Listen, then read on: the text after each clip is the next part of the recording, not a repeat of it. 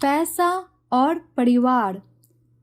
रमेश का एक छोटा सा परिवार था जिसमें एक खूबसूरत पत्नी और 2 प्यारे बच्चे थे। उसकी पत्नी और बच्चे हर हाल में खुश रहते थे, लेकिन रमेश उन्हें जिंदगी के सारे ऐशो आराम देना चाहता था और इसके लिए वह प्रतिदिन 16 घंटे से भी अधिक काम किया करता था।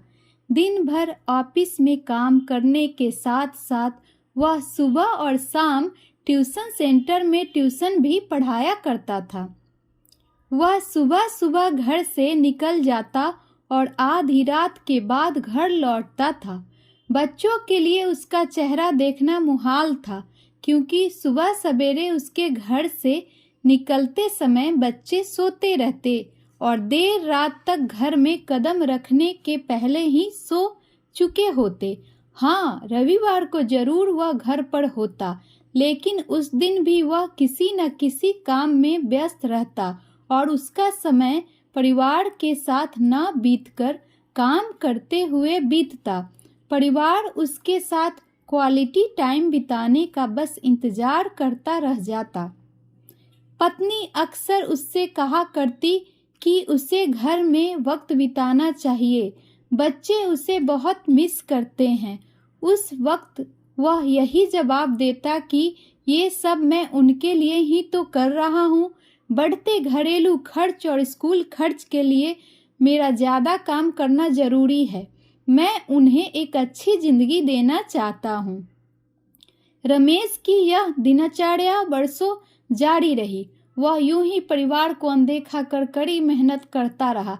इसका प्रतिफल भी उसे मिला। उसे पदोन्नति प्राप्त हुई, आकर्षक वेतन मिलने लगा।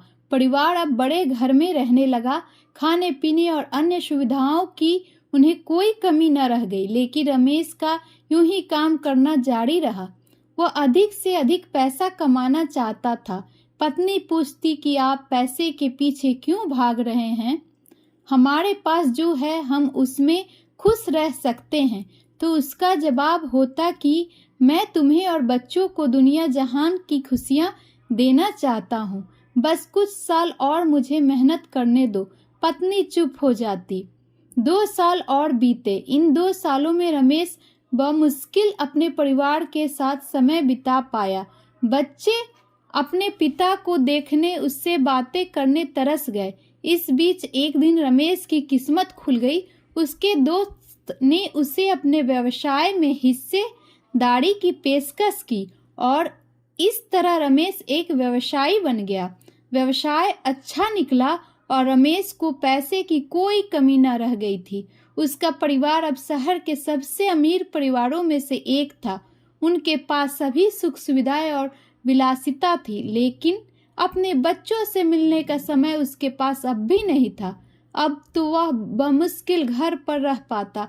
उसका अधिकांश समय घर से दूर बिजनेस टूर पे बीतता। साल गुजरने के साथ उसके बच्चे बड़े हो गए। अब वे किशोरावस्था में पहुंच गए थे।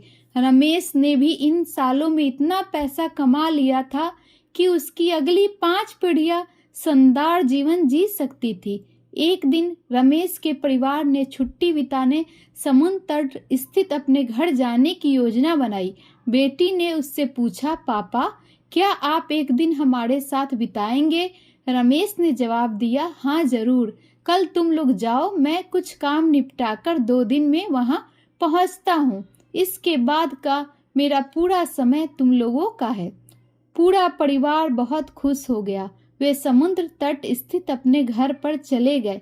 2 दिन बाद रमेश वहां पहुंचा, लेकिन उस दिन उसके साथ समय बिताने कोई नहीं था। दुर्भाग्य से वो सभी उस दिन सुबह आए सुनामी में बह गए थे।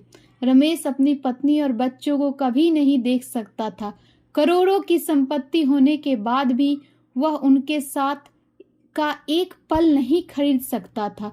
वह पछताने लगा। पत्नी के कहे शब्द उसे याद आने लगे।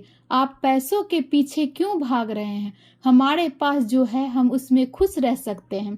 सीख, पैसा सब कुछ नहीं खरीद सकता, इसलिए पैसों के लिए अपने परिवार को महत्व देना कम मत करे। पैसा खो देने के बाद फिर से कमाया जा सकता है, लेकिन अपनों को खो देने के बाद दोबारा वापस नहीं पाया जा सकता।